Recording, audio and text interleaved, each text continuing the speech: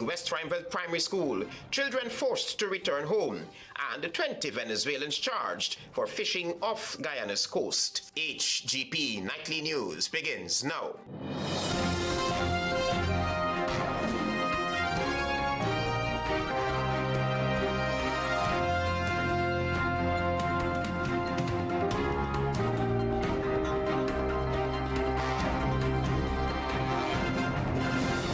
Good evening to our viewers here in Guyana and online. I'm Travis Chase with the Wednesday, September 18 edition of the HGP Nightly News. Here's what you need to know this evening. The Guyana Police Force could face yet another multi-million-dollar lawsuit for carrying out what legal minds say was an illegal raid on the home of a social activist. The activist believes she's being targeted by the incumbent administration. Here's more. There is widespread condemnation against agents of the Guyana Police Force who carried out what they say was an anti-narcotics raid at the Eccles home of social media activist Melissa Atwell's mother and grandmother. The People's National Congress Reform, a Partnership for National Unity, the Alliance for Change, and the New York-based Caribbean Guyana Institute for Democracy have separately condemned the actions by the police. Police said that they found this Ziploc bag containing 23 grams of marijuana over the back concrete fence in the alleyway next to some banana trees. This was before they ransacked the home of Atwell's mother. No one was arrested, but police said they would conduct fingerprint tests on a Ziploc bag. The PNCR, in condemning the act, said that, quote, the fact that the force continues to execute instructions aimed to silence those like Miss Atwell who expose the corruption, malpractices, and incompetence in the Guyana Police Force and government officials is further explicit evidence that the force has been politicized and deprofessionalized by the PPP regime, unquote. Hours after the incident, Atwell said on social media platform that she believes that the Irfan Ali-led administration is using the Guyana Police Force to target her family under the pretext that the lawmen were looking for narcotics. She alleges that the police wanted to frame her son. The Alliance for Change, in condemning the incident, said, quote, we urge the Guyana Police Force to respect the sanctity of private homes and adhere to the legal protocols enshrined in our Constitution, which safeguard the rights of every citizen, unquote. President of the New York-based Caribbean Guyana Institute for Democracy, Rickford Burke, during his Facebook program, said he believes that the raid was in retaliation of Melissa Atwell's constant exposure of acts of alleged corruption in the People's Progressive Party civic government and the Guyana Police Force. The funny thing about it is that when they were in opposition, nobody did that to them. So Barjack, they must come out. When he have his press conference, don't get to curse me. I don't care how much you curse me. You must say whether or not it's true you sent police officers to Melly Mel's house to plant drugs on her mother to get back at her for exposing your and other people's corruption. Legal action against the Guyana Police Force could ensue. Travis Chase, HGP Nightly News. In the courts, following another delay in the hearing of the election fraud trial, the Attorney General has voiced his opinion. Find out more from Tiana Cole.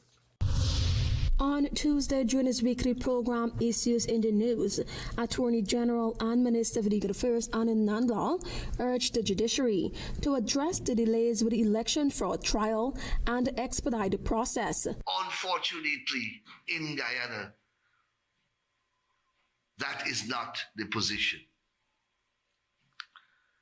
The judiciary must act and act quickly to reprieve its credibility in this matter. It is the view of the Lord Attorney General that the case ought to have almost been or completed by now, since it is very important to the public and the country.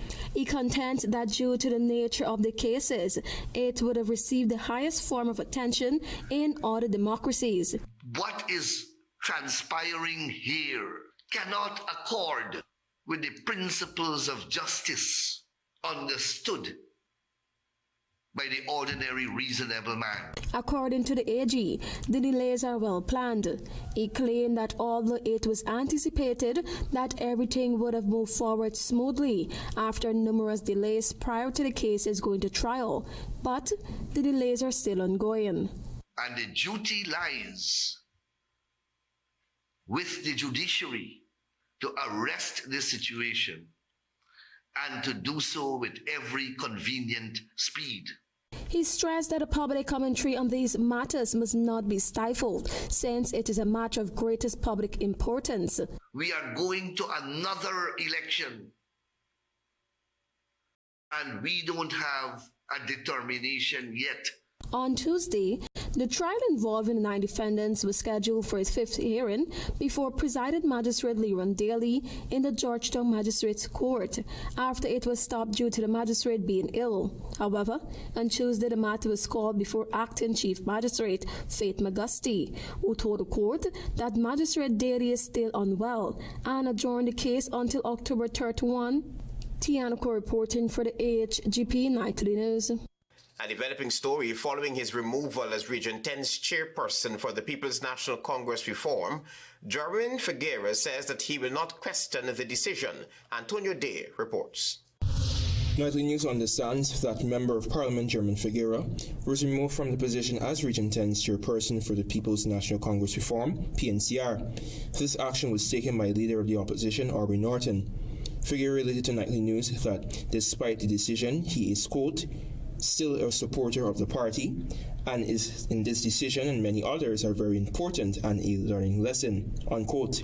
Asked if he's going to engage the opposition leader on the matter, Figueres said that he will not, and it is the decision or the leader's prerogative to make decisions to give the party the best possible chance of winning an election. Asked if Norton's action would deter his participation in activities facilitated by the PNCR, Figueres said he fully supports his party and every activity organized by the party. When asked what have prompted Mr. Norton to make such decision, Figueres advised that this question be directed to the opposition leader.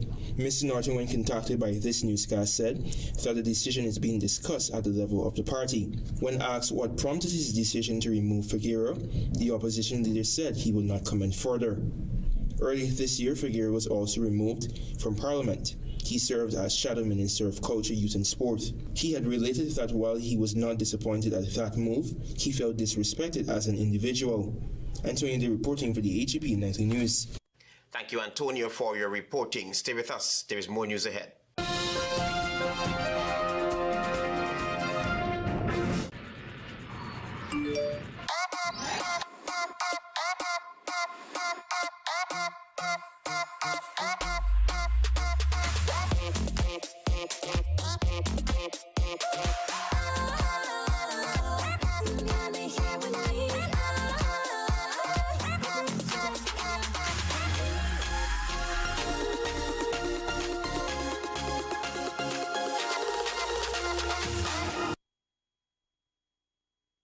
Welcome to SNL Electrical Inc., where lighting and electrical needs are met with expertise and style. From the latest in electrical lamps to durable cables, circuit breakers, panels, we have it all. Illuminate your space with our elegant chandeliers, stunning crystal lights, and versatile pole lights. Looking to upgrade your comfort? Explore top-of-the-line AC units and our diverse selections of stylish styles. Visit us at 170-180 Thomas Street, Kitty, Georgetown. Discover a solution that not only lights up your world but transforms it. Call us on telephone number 226-3018 or 223-1634. SNL Electrical Inc., powering your life with elegance, quality, and care. Say goodbye to germs with a free Sterling Super Soap automatic dispenser. That's right, get free equipment and installation of our touch-free dispenser. The perfect amount of soap every time ensures clean and germ-free hands. Refilling is quick and easy with 4 amazing fragrances: coconut, sunflower sunrise, pink blossom, and citrus zest. Call us on 265-7403.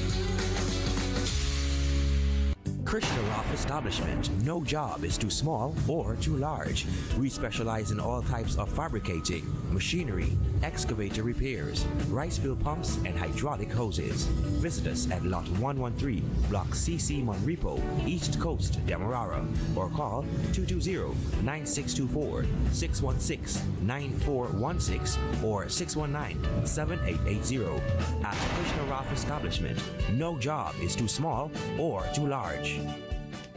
Win Fuel Plus prizes you love with Rubis. Spend $4,500 or more in Ultratech Fuel at any Rubis service station and get an entry card. Win one of two amazing grand prizes: $200,000 in Ultratech Fuel plus $800,000 in cash, or $200,000 in Ultratech Fuel plus an $800,000 electronics package. Each week you could win fabulous prizes including Ultratech Fuel, a PS5, shopping vouchers, and more. Fuel up with Rubis for your chance to win.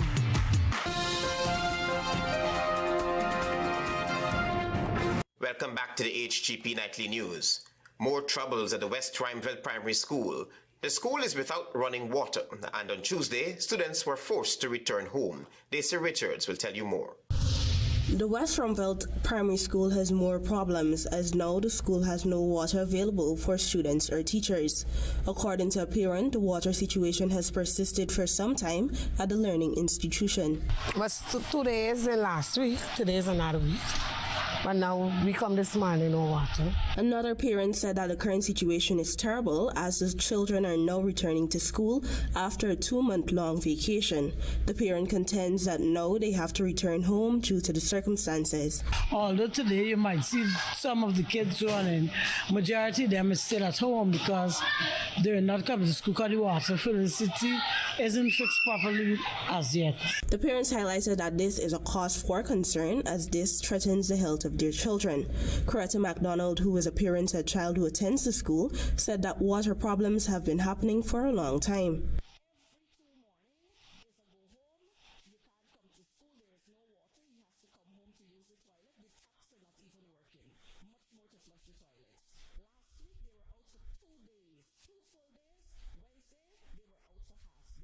Earlier this month, an electric connection leading to the head teacher's office began sparking, threatening the safety of the teachers, students, other auxiliary staff, and the school's structure. For HGP Nightly News, I am Daisy Richards. On the police blotter, the sale of an illegal gun could have been the reason behind a Friday night execution-style killing. You'll find out more in this report. Police say that the investigation into Friday night's execution-style killing of 24-year-old Troy Kelly Rodriguez is not closed. Usually reliable sources familiar with investigation have said that based on intelligence gathered, Rodriguez was shot dead after the sale of an illegal firearm went sour. The source said that investigators have so far gathered that Rodriguez had paid $150,000 to an East Rhymeville man for a Glock 19 weapon. When that weapon was not delivered to him, the mechanic reportedly armed himself with another weapon and went in search of the man who took his money. It is believed that he confronted the man last Friday night between West Rhymeville Front Road and Mandela Avenue. A scuffle ensued, and according to the source, Rodriguez might have been shot with his own weapon. Police, in summing up the execution-style killing, said Rodriguez was shot at around 7:15 Friday night last. An eyewitness also recounted that he was in his backyard having a bath when he heard 2 loud explosions that sounded like gunshots. He said he looked over his fence and saw a man lying motionless on the road. He then ran out to the road where a small crowd had gathered. That's when Rodriguez was seen lying motionless on the road in a pool of blood. In July of 2021, Rodriguez was remanded to prison, charged with 2 counts of discharging a loaded firearm and 2 counts of robbery under arms. Travis Chase, HGP Nightly News. The arbitration panel that has been assembled to address the ongoing dispute over the gas-to-energy project will be in Guyana next October. However, the authorities are playing musical chairs regarding who will be releasing the names of the panelists. Antonio Day provides more details in this story. CH4 Linsica, contractor involved in the waste gas energy project, is expected to visit Guyana in October. The company, a joint venture between the United States company CH4 and Linsica, was awarded a $759 million contract in November 2022. This will see the construction of a 300 megawatt power plant and a natural gas liquid NGL facility at the Wales West Bank, Demerara. General Secretary of the People's Progressive Party Civic, Bart Jagdeo, last Thursday provided an update on the project. But I was told that it's in October that the visit will take place by the arbitration panel. When asked who the third arbitrator will be, Jagdeo responded curtly. Please find out from Brassington. I don't keep track of all of these. Meanwhile, when the question was posed to head of the gas, the Energy Task Force, Winston Brassington, the head bumping began. I don't want to comment on the matter. Well, yeah, I prefer if you direct those questions to be at weekly press conferences. The big question therefore remains, who should be answerable to the Guyanese people? There are contentions between the state and contractors, CH4 Linsica, who filed for arbitration, claiming an additional $90 million in project expenses. These cost overruns are linked to delays in the construction phase of the gas energy project, which aims to produce 228 megawatts of power by 2024. Antonio D reporting for the HGP Nightly News. You're watching the HGP Nightly News. Stay with us. There's more news ahead. Planning a cleanup? We can help. Sevon's Waste Management skip bins can be provided for home renovation projects, yard cleanup, or construction project. It's simple. Step 1, give us a call. Step 2, we put down the bin. Step 3, load it up with all of your junk. Step 4, we take it away. That's simple. Bins are also available in various sizes, so there is no job that is too big or too small. Call Sevon's Waste Management today at 218-1455. Tropic Construction Solutions, we pride ourselves on being one of the leading distributors of high-quality woven and non-woven geotextile fabric, geotextile tubes, and geogrids for over 15 years in Guyana. We supply reflective vests, sleeves, quality hard hats, and more for your construction needs. We are located in No. 2 Village, East Coast Berbice, 1 minute from Palmyra. Our distribution mechanism enables us to offer delivery across the city of Georgetown. Contact us at +5926-284-077 or visit our website at www.tcsgt.com. It's Scipio, it's Scipio.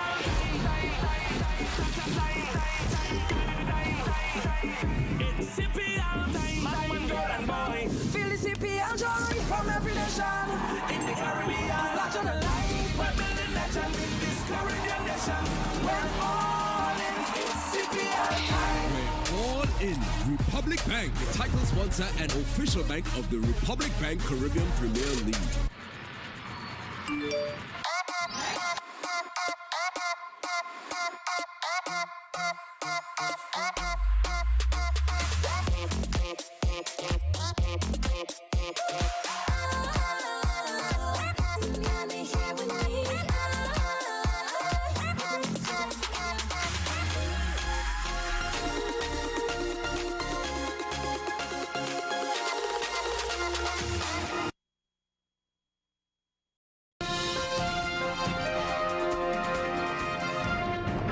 Thanks for staying with us here in the HGP Nightly News. In an update on the oil and gas sector, Antonio Day tells us that after two UK companies, BB and JE Energy, won the bid to market Guyana's oil share for 2024, the state on Tuesday opened bids for the 2025 fiscal year. The Ministry of Natural Resources have invited eligible bidders to submit bids for the execution of the country's oil entitlement from Lot 1 Liza Destiny FPSO vessel, Lot 2 Liza Unity FPSO vessel, Lot 3 Fire Prosperity FPSO vessel, Lot 4 any two lots combined, and Lot 5 combined lots 1, 2, and 3. Bidders may bid for one or more lots as defined in the bidding documents. Tenders close on Tuesday, October 1, 2024. Last year, UK company JE Energy marketed oil coming from Liza 1 platform, which uses the Liza Destiny FPSO, while BB Energy marketed oil from the Liza 2 and Pyre platforms, which use the Liza Unity and Liza Prosperity FPSOs respectively. Minister of Natural Resources for Barrett, when contacted regarding an update on the two UK companies who were successful in 2024, told Nightly News that since the government advertises yearly, BB and JE are welcome to resubmit their bids. The subject minister said that the government prefers to, quote, re-advertise rather than to extend, unquote. Under the one-year contract, BB Energy was required to pay Guyana 26 US cents per barrel for marketing crude from Leeds to Destiny, Leeds to Unity, and Prosperity. The state said that JE Energy would pay 70 US cents per barrel to market crude only from Leeds to Destiny. The Guyana government commenced its licensing round in 2022, offering 14 blocks for tender in the shallow and deep water areas, deeming it a competitive and favorable investment mechanism for the nation.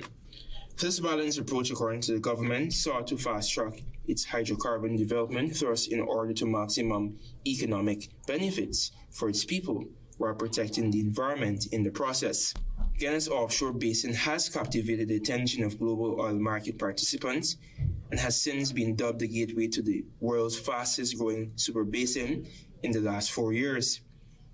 The country's offshore exploit is estimated to have in excess of 25 billion barrels of oil equivalent and an estimated reserve in excess of 11 billion barrels of oil. Antonio D reporting for the HGP Nightly News. In the courts, on Wednesday, 20 Venezuelans were charged for fishing in Guyana's waters. Daisy Richards tells you more. 20 Venezuelan nationals were on Wednesday charged for fishing in Guyana's waters without a valid foreign fishing license and for exploiting the country's resources. The men who occupied 2 vessels were charged separately under the offense of Section 29(3) of the Maritime Zones Act, Chapter 6301, for the unlawful exploiting of resources in the exclusive economic zone, and under Chapter 7108 of the Fisheries Act, contrary to Section 18(8), for using a foreign fishing vessel without a valid foreign fishing license. 10 of the men were found fishing in the exclusive economic zone between August 20 and September 5, approximately 54 nautical miles off the coast of Georgetown, while the other crew was found approximately 82 nautical miles off the coast. The Venezuelan nationals claimed that they were given permission to fish in the waters from a local fishing company, Pretty Paul Singh Investments, Inc.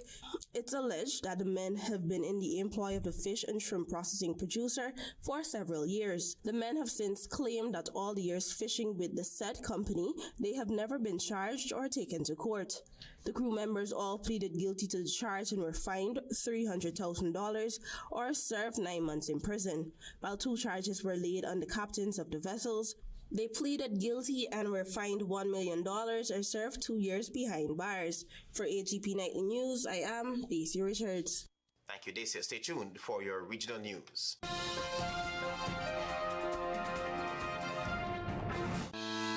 GCOM is currently conducting a national registration exercise. Who can register? Anyone who will be 14 years or older by December 31, 2024 and is a Guyanese citizen by birth, descent, naturalization, or is a citizen from a Commonwealth country living in Guyana for 1 year or more. It is the civic duty and legal responsibility of all persons who meet the eligibility requirements to apply for registration. By doing so, you will be ensuring that you are issued a national identification card and be included in the official lists of electors for future elections, providing you meet all eligibility criteria. This registration exercise will end on November 29, 2024. For further information, contact the GCOM on 225-027729 or visit the website www.gcom.org.gy.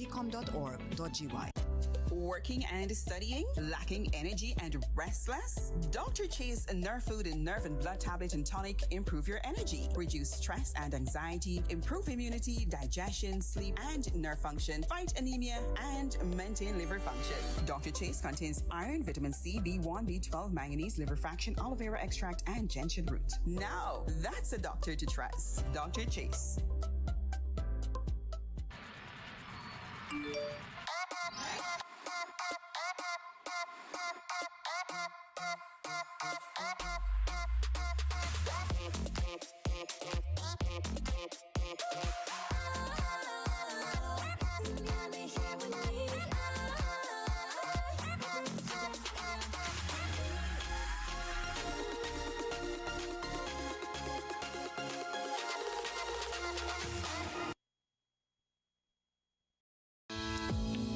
Elections Commission GCOM is currently conducting a national registration exercise.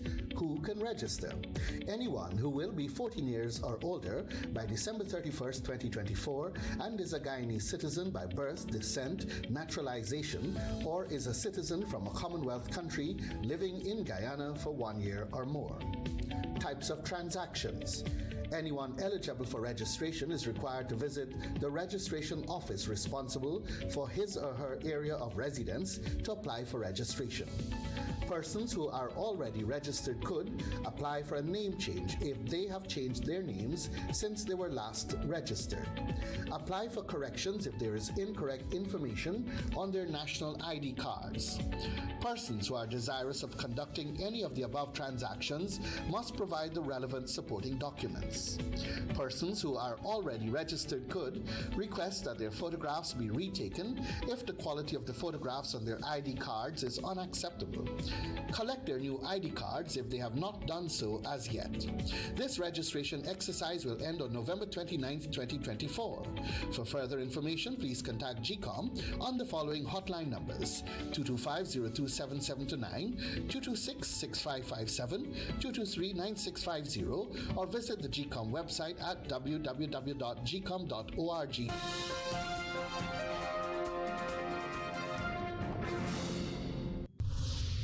Good evening and welcome to Wednesday's edition of the Regional News. Media owners have complained of increased criminal cyber activities and have hinted at the possibility of approaching the Suriname government for assistance to formally bring the issue to the attention of the owners of Facebook and its parent company, Meta. Quote unquote, since Surinamese people have a predominantly Facebook culture and Facebook is an important platform to be informed by the media, it is feared that they will be deprived of essential information if the pages of the local media are taken offline. The media owners have warned. So far, 2 forms of attacks have been observed. In the first form, social media channels, email addresses, and other accounts are hacked and completely taken over by third parties. Speaking at a news conference, the media owners said they feared the attacks would increase, resulting in Facebook pages being suspended or taken offline due to the unjustified masked reports.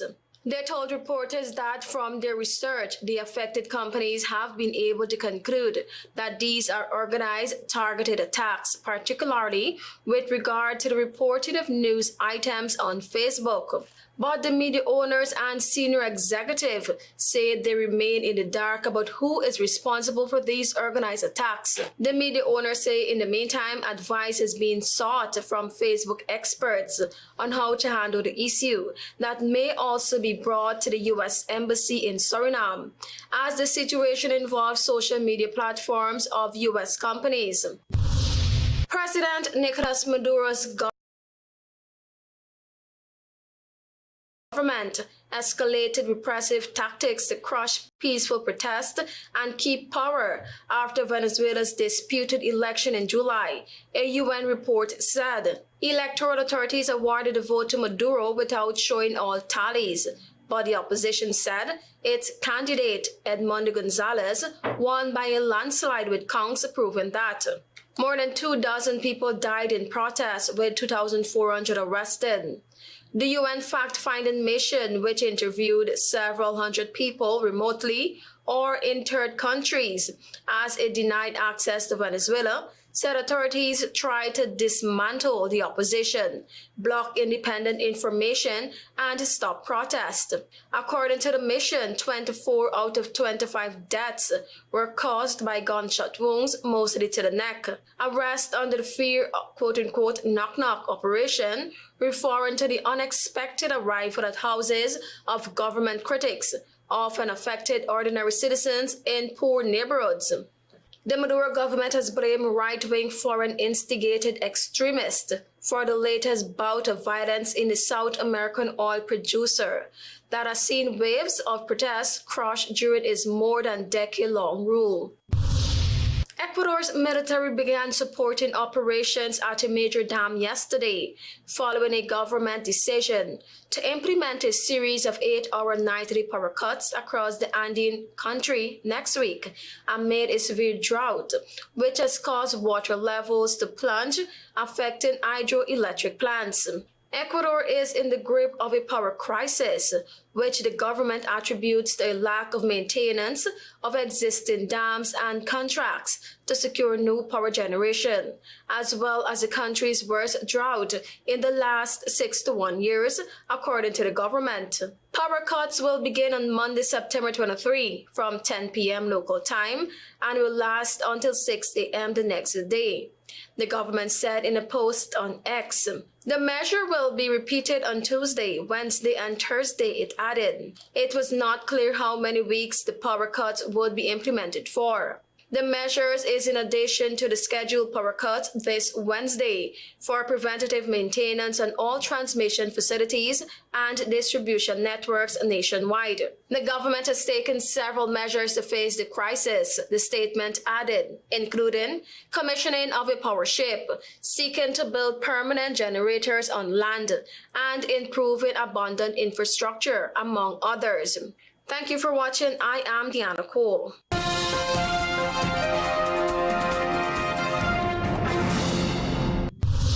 PNCR, AFC, CGID condemn recent police actions at Melly Mel's parents' home. Melly Mel says she feels targeted by the government. Election fraud trial, the judiciary must act quickly, says AG Nandlal. Persistent water woes plague West Rhymeville Primary School. Children forced to return home, and 20 Venezuelans charged for fishing off Guyana's coast without valid foreign fishing license. Those are our major headlines. For these stories and more, please go to our website.